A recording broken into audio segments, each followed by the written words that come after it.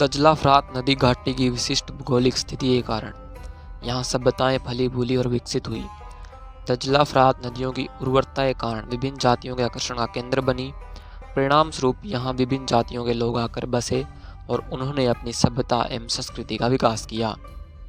आज की इस वीडियो में हम ऐसी ही एक सभ्यता के बारे में जानेंगे जिसे असीरिया की सभ्यता कहा जाता है। तो चलिए फिर इस वीडियो को शुरू करते हैं और आप लोग वीडियो को पूरा जरूर देखिएगा। सेमेटिक जाति ने दजला नदी के तट पर अपना आधिपत्य स्थापित कर असुर नामक नगर की स्थापना की और इसी नगर पर इस सभ्यता को असीरिया की सभ्यता के नाम से जाना जाता है। असुर बनीपाल असीरिया का सर्वाधिक शक्ति संपन्न प्रतिभाशाली शासक था। इसके शासनकाल में असीरियन सभ्यता का गौरव अपने शिखर पर पहुंच गया था।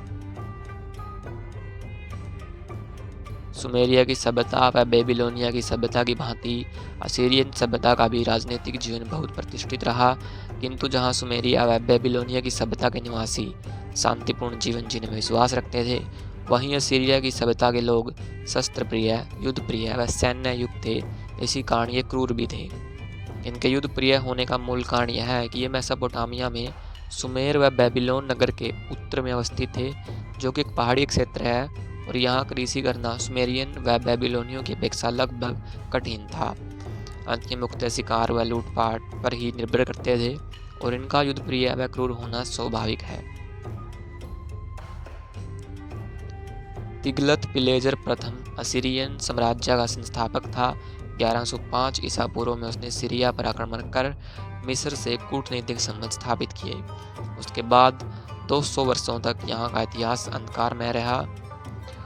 884 ईसा पूर्व से 859 ईसा पूर्व तक असुर नासिरपाल यहाँ का शासक रहा और इस साम्राज्य का पहला महान शासक सारगन द्वितीय था, जिसने 722 ईसा पूर्व से 705 ईसा पूर्व तक शासन किया। उसके बाद सेनाक्रीब, जो सारगन द्वितीय का पुत्र था, शासक बना। इसने 705 से 681 ईसा पूर्व तक शासन किया। इन शासकों के काल में साहित्य एवं कला को पर्याप्त संरक्षण प्राप्त हुआ। 669 ईसा पूर्व से लेकर 626 ईसा पूर्व तक असुर बानीपाल शासक हुआ। इसका काल स्वर्ण युग था। आइए अब बात करते हैं असीरिया की शासन व्यवस्था के बारे में। शासन की केंद्रीय शक्ति राजा में निहित होती थी। प्रजा राजा को ईश्वर का प्रतिनिधि मानती थी। असीरियन साम्राज्य की स्थापना सेना व शक्ति के बल पर हुई थी। राजा स्वेच्छारी एवं निरंकुश होता था। शासन के कुशल संचालन के लिए राज्य को इकाइयों में विभक्त किया जाता था।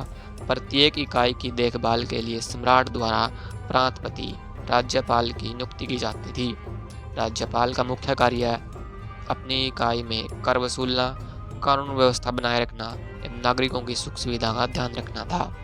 असीरियन लोगों का सैन्य संगठन दृढ़ था। इनकी सेना अपने सैन्य संचालन एवं संगठन के लिए विश्वविख्यात थी।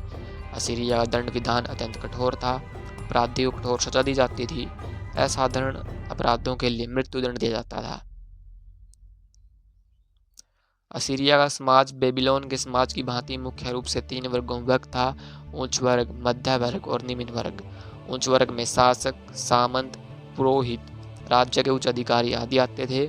मध्य वर्ग व्यापारियों एवं कृषकों का था और निम्न वर्ग में युद्धबंदी एवं दास होते थे। असीरिया में दासों के साथ क्रूर एवं अमानवीय व्यवहार किया जाता था। असीरिया के समाज में स्त्रियों की दशा भी संतोषजनक न थी। वैश्यवृत्ति जैसी प्रथाएं भी समाज में प्रचलित थी। असीरिया के निवासियों का खान पान, वेशभूषा एवं मनोरंजन के साधन लगभग बेबीलोनिया के समान थे। असीरिया की सभ्यता का धार्मिक जीवन। असीरियन निवासियों की धर्म में आस्था थी। असुर उनका प्रमुख देवता था। ईस्टर नामक देवी को असुर देवता की पत्नी माना जाता था। असीरियन निवासी असुर देवता को संपूर्ण ब्रह्मांड का निर्माता एवं युद्ध के स्वामी के रूप में पूजते थे। ईस्टर युद्ध देवी के रूप में पूजी जाती थी। असीरियन बहुदेववादी थे। यहाँ के लोग शमास, माइक, नुसुक व सिन नामक अन्य देवों की उपासना करते थे। ऐसा संकेत प्राप्त होता है कि असीरिया में लोग जादू टोना, भूत प्रेत में विश्वास करते थे।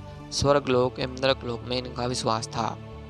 देखिए, असीरिया साम्राज्य ने ऊंचाइयों को छुआ था और अपनी सभ्यता को विकसित किया था, लेकिन इस साम्राज्य की स्थापना शक्ति के बल पर की गई थी, तो इसके परिणाम स्वरूप इस सभ्यता का अंत थोड़े ही समय में हो गया।